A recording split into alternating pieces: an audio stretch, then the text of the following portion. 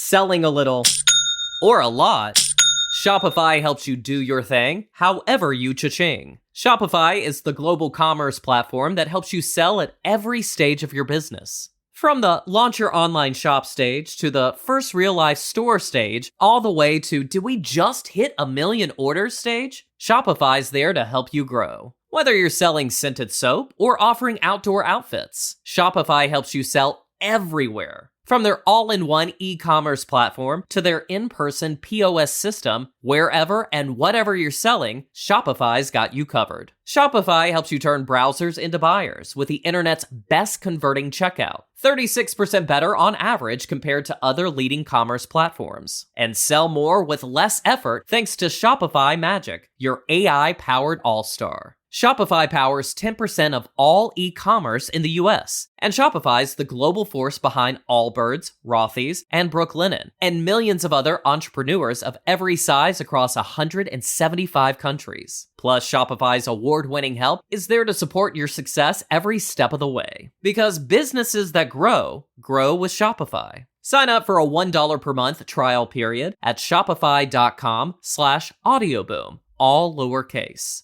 Go to shopify.com/audioboom now to grow your business no matter what stage you're in. Shopify.com/audioboom. Hi, I'm Wendy, and top shows in the podcast archive 2023. This is a recap. Chris Robinson has 2 books, Dream Detective and The Premonition Man. One thing he's including now that he left out originally, who helps him with the information. ETs are part of that. The night before I got the plane to the US, I was taken up into, it was a bit like the Death Star in Star Wars.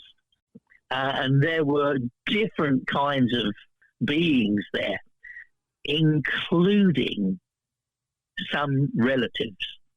The Dream Detective, The Premonition Man, Chris Robinson. The Dream Detective basically it walks you through your dream process, but you had to omit some things because everything had to be signed off on from the release. From the authorities. Yeah. So that one, we had to do that. Okay, so with Grant and Jane's version, and these are the people who are behind the Skull experiment, which basically is proof of afterlife. That was the whole goal of that, and it's a wonderful documentary. The ET element also factors in, you're no longer holding that back. That's correct. I mean, it was held back because I can remember the words. Bad enough you're talking to dead people. Don't bring extraterrestrials into it, please. And I agreed not to. I couldn't see the point. At that time in the end of the 1980s, I wanted to establish that this was real. And if leaving certain bits out helped me on that journey forward, I was happy to leave them out. But now for society, there's a different belief system, especially when the UFO stuff is actually being more signed off on as legit. When they proposed the book, they actually had a paper. The paper was the UFO, that 1971, you're citing. It says, when you see one, don't be the only one. Exactly right. That was my philosophy. And it was really, I mean, you don't know how much of it is in your imagination, thought-wise. But when I saw that first one, I'd already decided if I ever saw one, I wouldn't be the only one. That's why I knocked on all the street doors and got everybody out. But it was only less than, I think, 2 months before I saw the second one. And the second one was filmed by a TV company, and I was interviewed by people from our Air Force, or the ministry in the Air Force, and they took Malcolm and I. We were the 2 witnesses that were together. They took us back to where we saw it and did some elevation measurements and speed calculations and whatever they were doing, and they came back to see me, I suppose, spring 1972. And I remember the words of one of them. He said to me, we managed to find a radar track of that. He said, and whatever that was, it was doing in excess, I think he said, of 90,000 miles an hour, and it stopped dead. And it did. I mean, it shot across the sky and stopped. And then it moved a little bit and stopped. And then it moved a little bit more. And then I watched it go back the other way. Now, the TV company only filmed it stationary and then going back towards the direction I was in. I was about 100 miles from where they were. This thing did 100 miles in 3 seconds. And you can see it. You only got to, if anyone wants to look at that video, they've only got to Google Oxfordshire UFO 1971. That was my initiation into it, you know, in the August and in the October. I've now seen two things which are so far off the charts in their ability to move around that, you know, I was convinced. In fact, I was convinced I hadn't been wrong. Yeah. Yeah. The other thing, too, from childhood, you had a heart condition.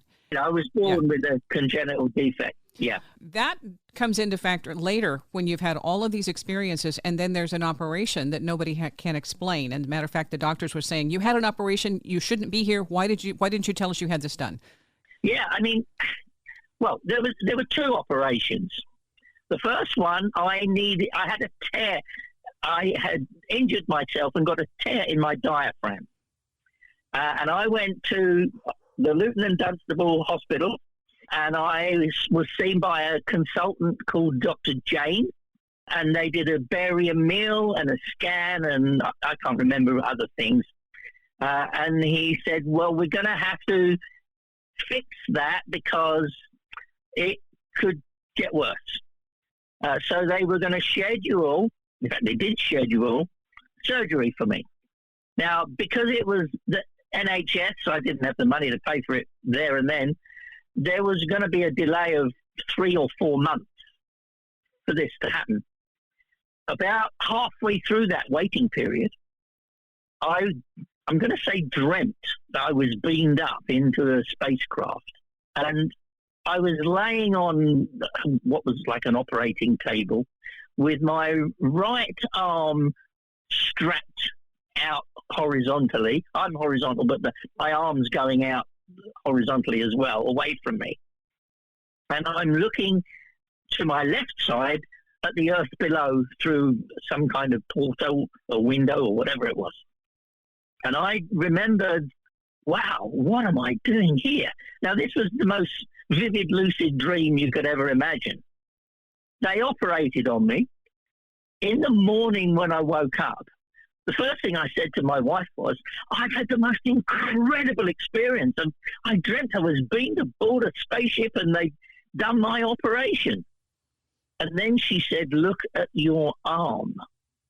Well, there were 3 puncture marks on the inside of my elbow. It looked like small drill holes with a red circle around them.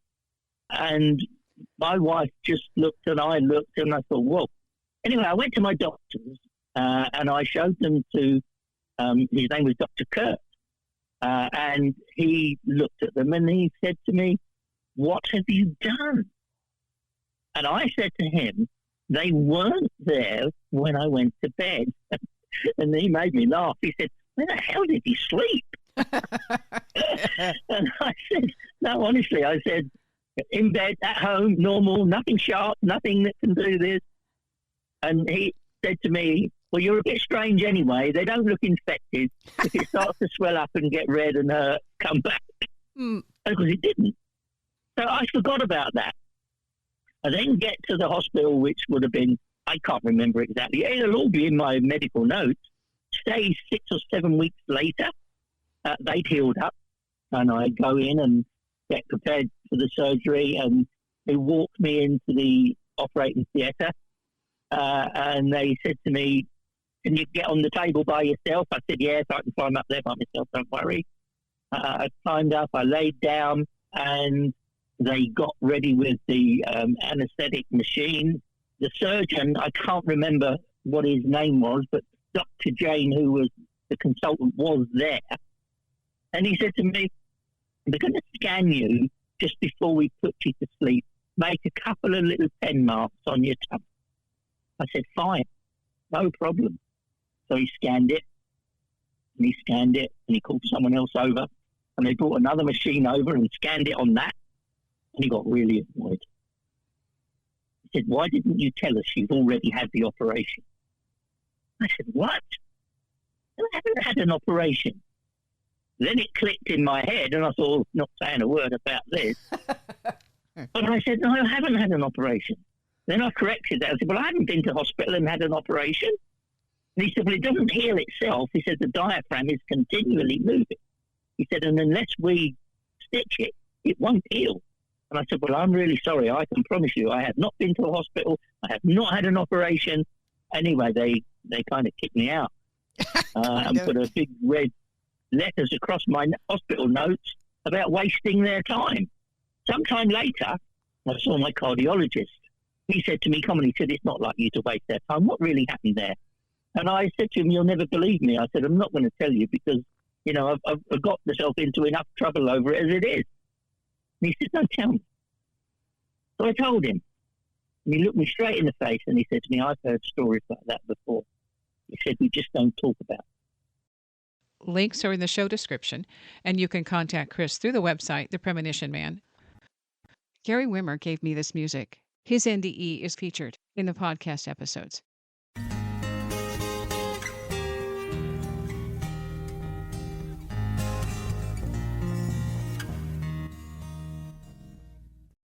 Selling a little or a lot, Shopify helps you do your thing, however you cha-ching. Shopify is the global commerce platform that helps you sell at every stage of your business. From the launch your online shop stage to the first real-life store stage, all the way to did we just hit 1 million orders stage? Shopify's there to help you grow. Whether you're selling scented soap or offering outdoor outfits, Shopify helps you sell everywhere. From their all-in-one e-commerce platform to their in-person POS system, wherever and whatever you're selling, Shopify's got you covered. Shopify helps you turn browsers into buyers with the internet's best converting checkout, 36% better on average compared to other leading commerce platforms. And sell more with less effort thanks to Shopify Magic, your AI-powered all-star. Shopify powers 10% of all e-commerce in the US, and Shopify's the global force behind Allbirds, Rothy's, and Brooklinen, and millions of other entrepreneurs of every size across 175 countries. Plus, Shopify's award-winning help is there to support your success every step of the way. Because businesses that grow with Shopify. Sign up for a $1 per month trial period at shopify.com/audioboom, all lowercase.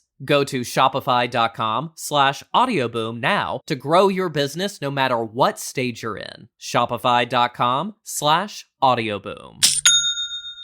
For the ones who get it done, the most important part is the one you need now. And the best partner is the one who can deliver. That's why millions of maintenance and repair pros trust Grainger, because we have professional-grade supplies for every industry, even hard-to-find products. And we have same-day pickup and next-day delivery on most orders. But most importantly, we have an unwavering commitment to help keep you up and running. Call, click Grainger.com, or just stop by. Grainger, for the ones who get it done. One of the top shows, 2023, Paula Roberts, the English psychic. Ingo, looking back, knew considerably more about my mystical abilities than I did. I didn't know. And we were just sort of casually sitting there one afternoon, as we very, very often did. He said something like, do you want to go to the moon? And I was there instantly. When I've interviewed Ellie Flippen about her uncle, Ingo Swann, she mentioned the English psychic, Paula Roberts. Now, she has quite a background, and it's fascinating. So I wanted to find out more from Paula about her experiences with Ingo and also her own personal experiences. Do you have spirit guides, specific guides that you work with? Oh, I know. You've opened a can of worms there, Wendy. Oh, good. Okay. Let's go. I never had any comment about anybody else's work or feelings or thoughts or anything else. So I'm about to say something. I am very, very fussy for myself about the semantics in my work. Oh, this goes in with something else. I did a past life regression. I come from somewhere very, very, very different. I'll tell you about that perhaps another time. So, spirit guides, no. Now, am I aware of spirits in general around? Yes. Am I very aware of my mother, my brother, my aunts coming? Yes. But in my own life philosophy, I do not deal with any form of spirit guides. None at all. None at all. Not for me. What is that bias or that sense that doesn't work? Oh, it doesn't work for me because I probably should tell you about my past life regression that I had once, some time ago. And I'm very easy to hypnotize. I'm away with fairies immediately. And immediately I was incredibly far out. I was sort of looking into a cave, but it wasn't a cave in a hill or a mountain. It was sort of, I don't know, I was sort of standing at the entrance. And looking in, I could see sort of little groups of what I called, there's little fireworks that children have called sparklers. I don't know what they're called here. Mm-hmm. In any case, there were groups of sparkles. And I was looking in, and I knew which was my sort of group. And then I think I'd call it a realization that my work, I don't like to call it mission, it's a bit lofty, was giving and receiving information from here. It didn't belong to here. I'm getting information here, which I take back to there. So something else. I'm sort of something else. I'm other. So that's why I don't deal in anything that would be more, should we say, of this plane isn't quite the right way of putting it, but spirit guides, not me. And I said I have no reference to anybody else's. No. Well, instead of attaching it to a human form or a no longer human form, that something in the same dimension as people, you're getting it from a spirit plane, which doesn't necessarily have any kind of human or any kind of physical attachment to it. Absolutely. Okay. I would say extra dimensional. Yes, exactly. And over the years, I mean, not so much now, I've had issues with elementals throwing things around. So they do throw things around every now and again, and I have words with them. But, Ingo addresses that. Ingo addresses, at least Ellie told me that he warned her not to go to this certain intersection because the gremlin would sit up there and play with the street lights and cause accidents. He said, don't go there. They can be naughty. I mean, I've had to have words with them every now and again. Not often, but, it's when they start throwing things around. No, thank you very much. You mentioned having that encounter when you were doing the remote viewing of the moon with the other beings. It seemed like what you were referring to when you did the remote viewing of the moon were ETs. Right. And I don't know if that's an accurate reference, but have you had that? Right. Okay, so have you had any other similar experiences beyond that? Oh, well, I did go to the pyramids. I did go into the pyramid. Did I tell you that? No. Let's go there. Oh yes, that's a big one because that's documented. Now, just to go back to the moon, I knew there were reports about this, but I cannot locate them. And everybody who might have seen them denies all knowledge of them. And I know they exist somewhere because they went off to the CIA, FBI, whatever. Yeah. And I'd really like to see that. But let's go to the pyramids. Now, again, what happened with Ingo, he would invite me down. I wouldn't invite myself, but I saw him a couple of times. It doesn't matter. Mm-hmm. So he invited me down one day, whichever. And again, Ingo never said anything to me like, we're going to do this or that or the other. And he said, I give you some coordinates. Oh, fine, okay. So he gave me coordinates, and I immediately said, I see sand. And he said, that's likely. And then I saw the pyramids, and he said, can you go inside? Yeah, sure. Went inside a very, very large oval space. And all the way around, there was sort of panels, should we call them. And light was sort of ebbing and flowing in kind of. I knew there was a being there, in essence, shall we say. I couldn't see anything. I mean, anything that looked like a creature, shall we say. Mm-hmm. And then he said, Ingo, because he said very little in this. I've got it. This is all documented. He said, can you see another sort of opening? And I said, yes. And I went across there. And I said, it's full of rubble. And he said, can you go through? Whoosh, and through to the other side. Now, that other room was full of sarcophagi, but they all had their tops, the lids were off. So I was looking around and looking in. Now, there weren't mummies and there weren't skeletons, but there were all the clothing. And I described them, and I documented as I wrote sketches, all the things that they were wearing in great detail. But I was also aware of the presence. And then also I was aware of balls of light and energy. I mean, there's more to it, but that's sort of paraphrase as I'm sitting here thinking about it. And I had this strong sense that this was, how should we say, headquarters. These balls of light and energy are in mountains and hills all over the world, but this is headquarters.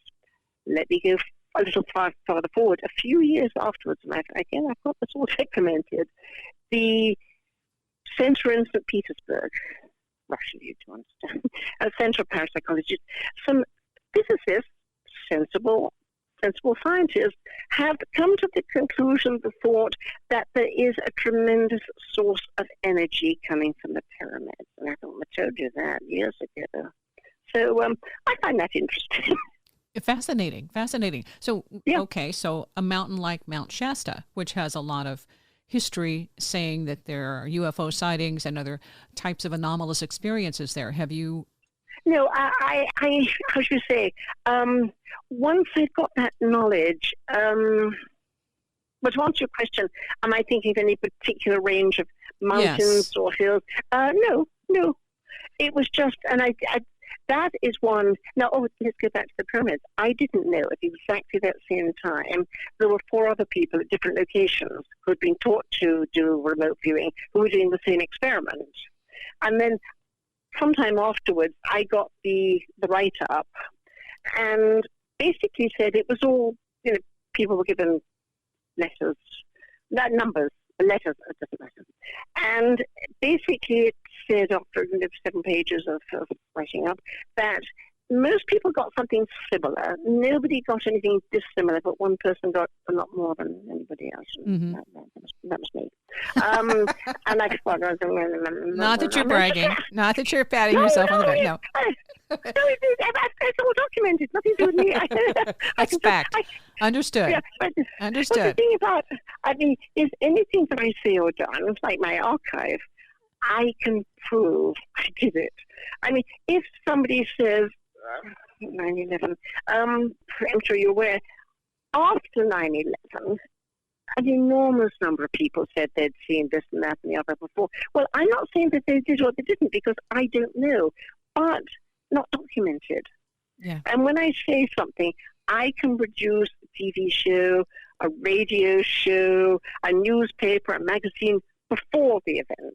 Because to me, to have it afterwards doesn't make any no proof. I really like having proof. Paula Roberts, the English psychic, website paularoberts.org. I blog about some of this stuff too, and there might be additional elements that we didn't talk about during the interview. Talking to Nightlights, WordPress.com, headline Conscious Living, and Wendy's Coffee House. Again, these shows are in the archives of Wendy's Coffee House, so check them out. We'll see who stays in the mix for 2024. Thanks for listening. Stay curious. Anything's possible.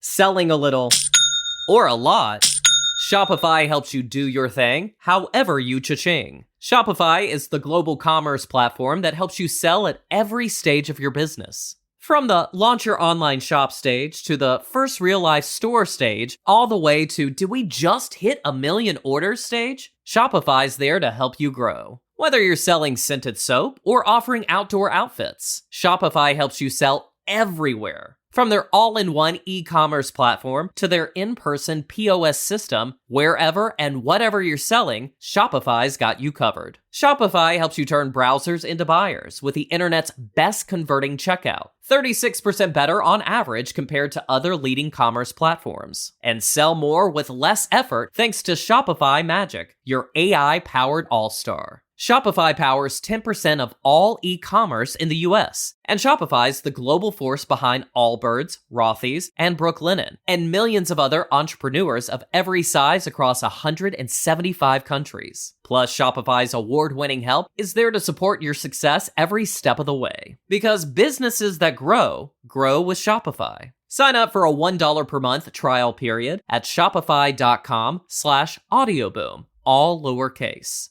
Go to shopify.com/audioboom now to grow your business no matter what stage you're in. Shopify.com/audioboom.